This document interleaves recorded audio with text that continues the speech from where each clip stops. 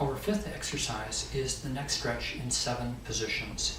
And we'll go every direction except for straight back, which is a little tough on the neck. So the first one is if we just let our head drop straight down, real relaxed, get a nice stretch. Coming back up to center. And now we're going to the front and to the side. It's kind of midway between the side and the front. And back up, and then front and to the other side. And again, you can hold these longer than I'm holding them. I'm just more demonstrating at this point. Back up, and then to the side. So I'm just letting the ear fall towards the shoulder. To get a nice gentle stretch. Back up to the other side.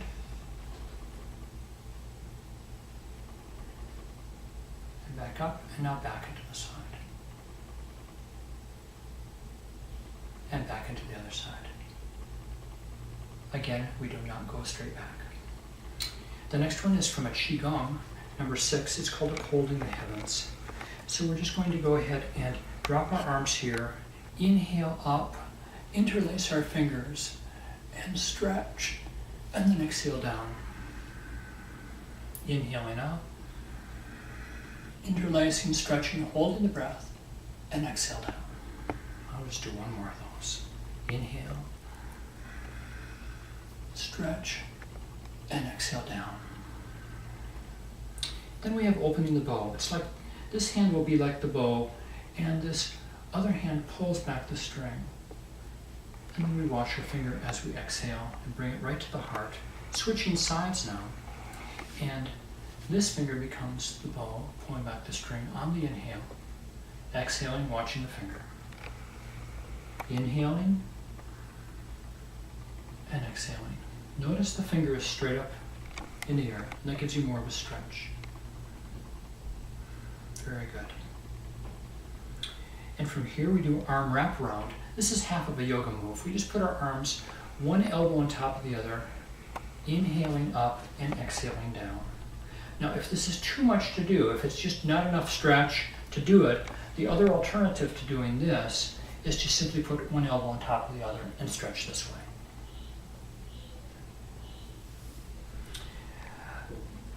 The next one is a corner stretch. This is really good for kind of opening up this upper chest area. For here, we'll walk over to the door. Any corner will do.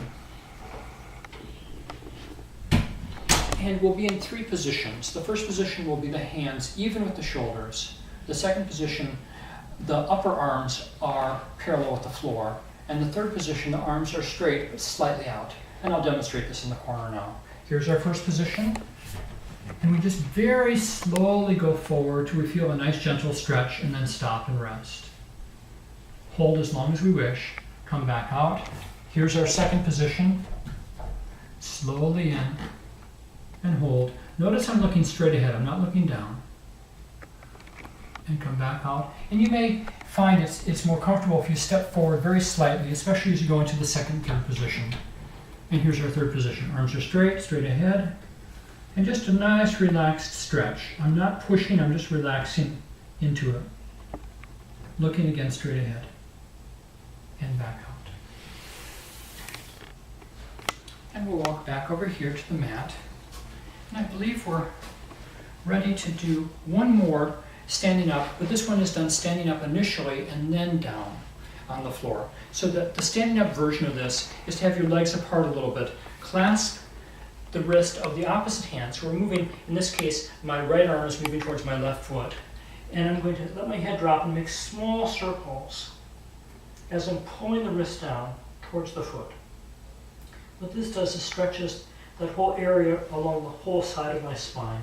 I'll switch to this side, clasp the wrist, let my head drop, and make small circles. Now, the floor version of this is really good. And it's good to have both versions, especially when sometimes it's not really ideal to get down onto the floor, like in a work setting. But if it is, you can go down to the floor and do this version by having your legs out. And notice I'm bending from my waist. I'm not rounding my back, but bending from my waist. And I'm going to clasp the wrist again, just like before, pointed towards the foot, and pull it all the way across, reclasp, and then pull it all the way across. Notice my head is dropping and relaxing as I'm pulling across, and I keep extending through my heels for the arm and leg stretch. And we then go to our exercise for strengthening. And it's resist the back of the head. This can be done standing or sitting, either way. I'm just simply looking in good posture and just holding some tension here and working against the tension, resisting against it, when my head back.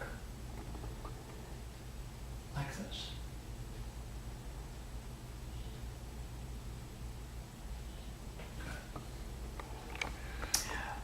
Head and neck isometrics. This is good to do with a mirror. What we want to do is strengthen in good posture. So we get in very ideal posture. Right now I'm looking in a mirror. Do this at home with a mirror, either sitting or standing. And we simply put a hand to the side of the head, and I'm pushing at the exact same level as I'm resisting my head this direction to strengthen my neck. And I slowly release the same. So the idea is the head never moves. We're just strengthening in good posture. We do in this case, like the east and the west, and now the north, and then the south. And then we'll do the corners, kind of like the northwest, northeast, that kind of thing. The tendency is to turn into it. You have to watch out for that tendency. Keep looking straight ahead into the mirror. Try not to turn into the pressure. Try to keep your head exactly straight. And finally, the last two quadrants. And that strengthens in our gains. Anytime we do strengthening, it's good to kind of shrug a little bit in between just to release any tension. Push-ups are really good for posture and for the neck and shoulders. I'm going to show two versions. I'm going to show both a floor version and a wall version. The floor version may be too much to do, especially if you're overcoming neck and shoulder injury. So the sitting version, or the down version, is to put your hands back like this. This is similar to a yoga way of doing something called an up dog in yoga. I'll show you what an up dog looks like. An up dog is a move like this. And the push-up has the same kind of feel to it. We have our hands are in the same position, elbows are close. So it's different than people usually do push-ups. And what we want to do is do it right from our knees at first. Eventually, if you're real strong, you can do it from your toes as you get stronger, but from your knees. Notice also in this kind of push-up, I'm not looking down, but I'm looking straight ahead. And notice my shoulder blades, you can see they're close together, and this really strengthens in really good posture. If it was from the toes, it would look like this. And then finally, from the wall, we'll go over to the wall over here, it'll look more like this. The same thing, we go with positioning. We try to get good positioning first by moving our hands down to that same place they were on the floor, elbows close together, looking straight ahead, and I simply back my feet up and keep adjusting my hands till it's the level I want, and then begin to do the push-ups. And as you get stronger, you can keep moving your feet back. And we'll walk back over here and just finish things out with the lat strengthening. You pretend you have an imaginary barbell. We're going to place this imaginary barbell behind our neck. We're going to do so by only engaging these muscles here called the latissimus muscles. That's why it's called lat strengthening.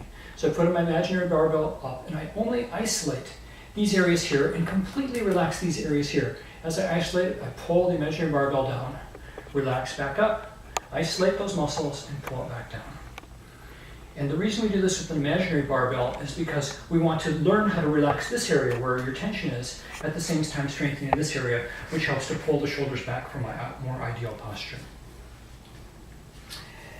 Chin pushback. This is also a posture one. Many people have their head forward, and the head forward and the shoulders rounded puts a lot of tension in this area here. So we want to get the head back where it belongs. A hand here and a hand here. We simply push back, looking straight ahead. And then we very slightly resist. In other words, I'm pushing my chin forward. My hands are holding it from moving though, as I inhale and I exhale back more.